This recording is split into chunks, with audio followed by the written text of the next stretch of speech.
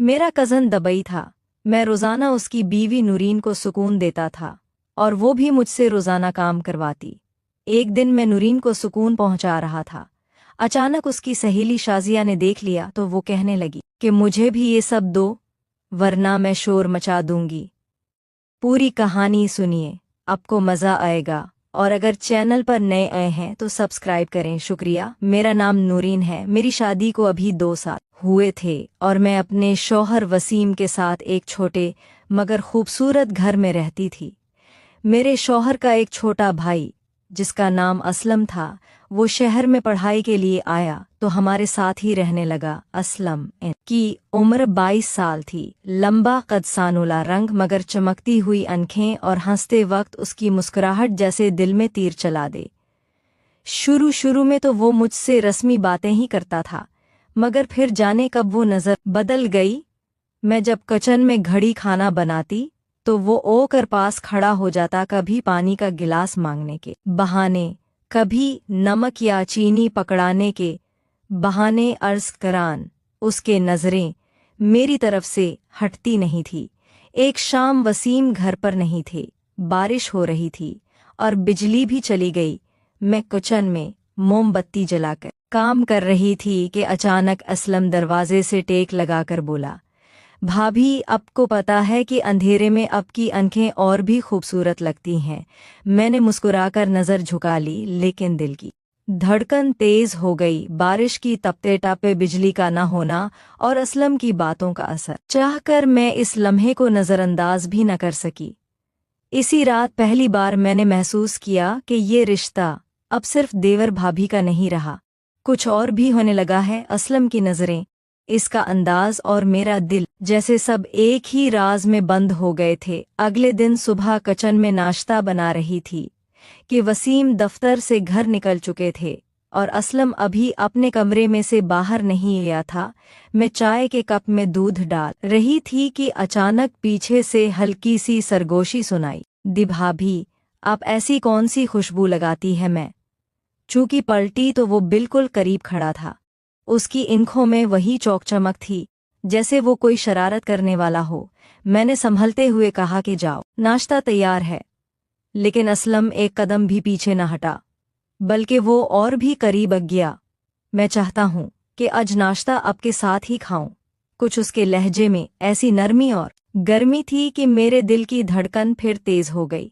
मैंने चाय का कप बढ़ाया तो उसने जानबूझकर मेरे हाथ को छू लिया। एक पल को जैसे वक्त रुक गया।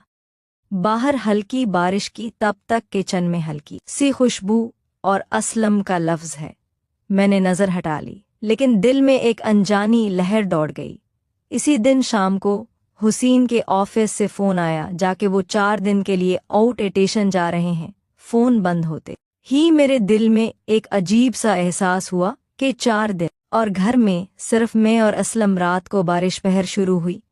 मैं लान में कपड़े समेट रही थी कि अचानक असलम भी अज्ञा, बारिश में भीग जाएंगी। भाभी उठ जाएं।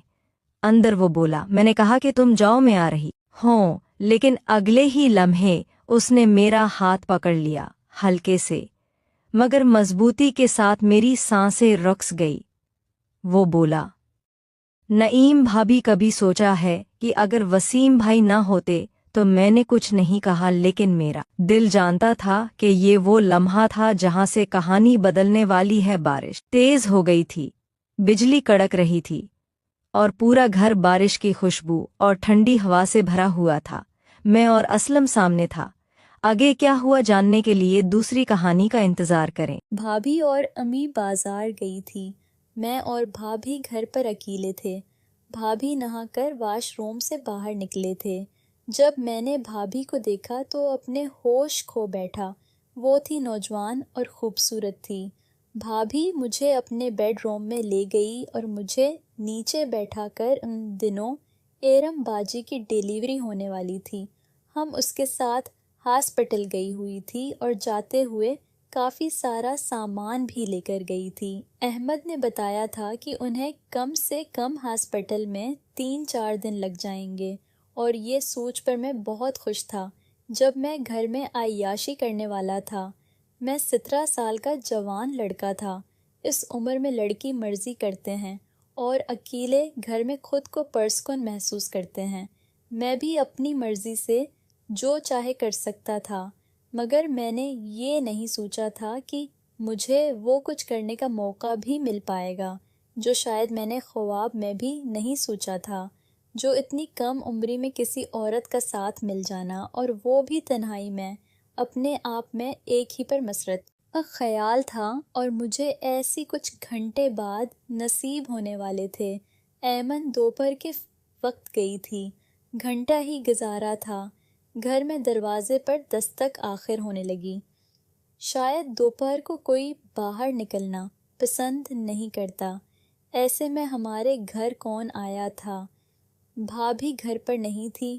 کچھ سوچنے کے بعد میں دروازے پر پہنچا تو یہ دیکھ کر حیران ہوا کہ دروازے پر تو ماریا بھابھی کھڑی تھی۔ سفید جوڑے میں وہ قیامت ڈھا رہی تھی اور ان کے گلے بالوں سے پانی ٹپک کر اگلے وجود کو بھگو رہا تھا۔ انہیں دیکھتی میرا دل زور زور سے دھڑکنے لگا۔ میرا دل چاہ رہا تھا کہ میں ہاتھ بڑھاؤں اور انہیں حاصل کر لوں، لیکن میرے لیے ممکن نہیں تھا، کیونکہ اب تک میرے اور ماریا بھابھی کے درمیان کوئی خاص طور پر بات نہیں ہوئی تھی۔ ماریا بھابھی مجھے دیکھ کر مسکرائی اور اندر آنے کی اجازت مانگنے لگی۔ میں نے جلدی سے سائڈ ہٹا اندر آنے کی جگہ دی اور بڑی محبت سے بولا، تو آپ کو اجازت مانگنے کی کیا ضرورت تھی؟ ہمارا گھر آپ کا ہی ہے۔ ماریا زور جیسے ہنستی اور کہنے لگی کہ تمہاری یہی بات مجھے بہت پسند تھی کہ تم مجھے غیر نہیں سمجھتے۔ ہیو جب معمول کے مطابق ماریا بھابھی کے ہاتھ میں آج بھی دودھ کا گلاس موجود تھا۔ وہ ہمیشہ تازہ دودھ کا گلاس اٹھائیں ہمارے گھر آتی تھی اور میری طرف بڑھا دیا کرتی تھی۔ اب تو مجھے اس دودھ کی اتنی عادت ہو چکی تھی کہ میں نے جھٹ پٹ ان کے ہاتھ سے دودھ کا گلاس لیا اور فٹافٹ سارا دودھ پی گیا۔ یہ دیکھ کر ماریا بھابھی مسکرا کر میرے قریب آئی اور کہنے لگی، تمہیں میرا تازہ دودھ بہت پسند ہے نہ میں نے جھٹا۔ میں سر ہلایا تو میرا ہاتھ پکڑ کر میرے پاس ہی بیٹھ گئی۔ ماریا بھابھی نے میرا ہاتھ پکڑا تھا۔ میرے سارے وجود میں سنسنی دوڑ گئی تھی۔ وہ کہنے لگی، کاشی تمہیں پتا ہے، میرے مرحوم شوہر کو گو میرا تازہ دودھ بہت پسند تھا، لیکن ان کی جلد وفات ہو گئی اور ہمارا ساتھ بہت مختصر رہ گیا۔ ان کے جانے کے بعد سے میں کتنی تنہا محسوس کرتی ہوں، یہ صرف میں ہی جانتی ہوں۔ جب ہی تو روزانہ تمہارے گھر چلی جاتی ہوں کہ میں نے مسکرا کر فرمایا، بھابھی کے کندھے پر ہاتھ رکھ دیا اور ان سے کہا کہ آپ کیوں پریشان ہوئی ہے؟ ہم لوگ ہیں نہ آپ کے ساتھ، میں تو آپ کا بہت خیال رکھنے کی کوشش کرتا ہوں۔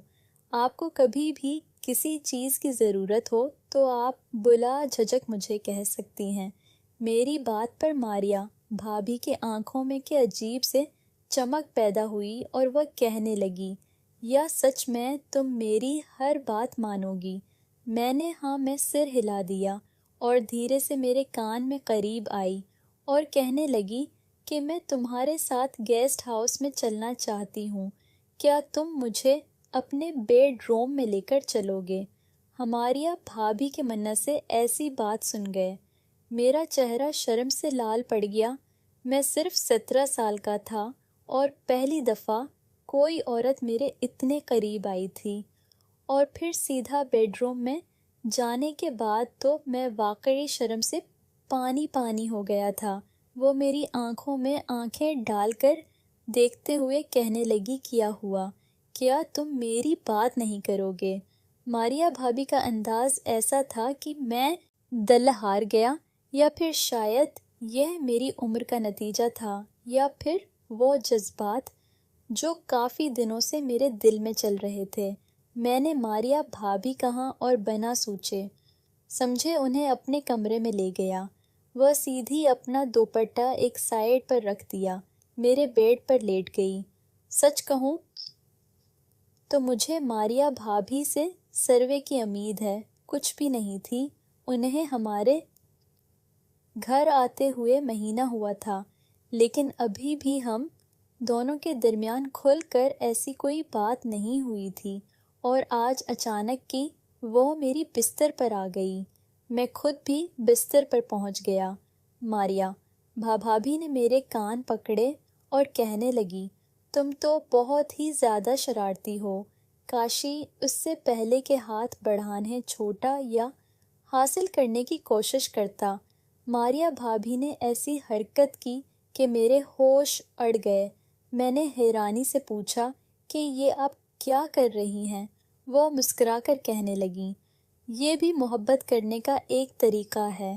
وہ میرے پیروں میں بیٹھ گئی اور اس کے بعد جو کچھ ماریا بھابھی چند گھنٹے میرے ساتھ کیا کہ وہ میں ساری زندگی نہیں بھول سکتا تھا۔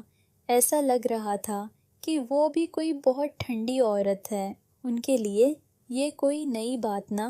خود بخود مجھے کچھ دیر پہلے والی بات آئی جب میں نے ان کی دیوار کو ان کے گھر سے نکل کر جاتے ہوئے دیکھا، اور اس وقت جس حالت میں دروازے پر کھڑی تھی وہ چونکا دینے والے لمحات ہوں۔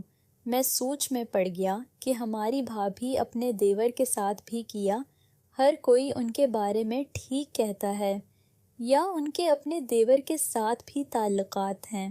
پھر کچھ ہی دیر مجھے میرے ہر سوال کا جواب مل گیا جب ہماری بھابھی 4 گھنٹے تک لگاتار ماریا ماں بھی ابھی دروازہ، عمر دراز اور خوبصورت اور جوان عورت جو کچھ میں نے پہلی ہمارے پڑوس میں شفٹ ہوئی تھی، شروع میں تو ماریا سے واقفیت نہیں تھی۔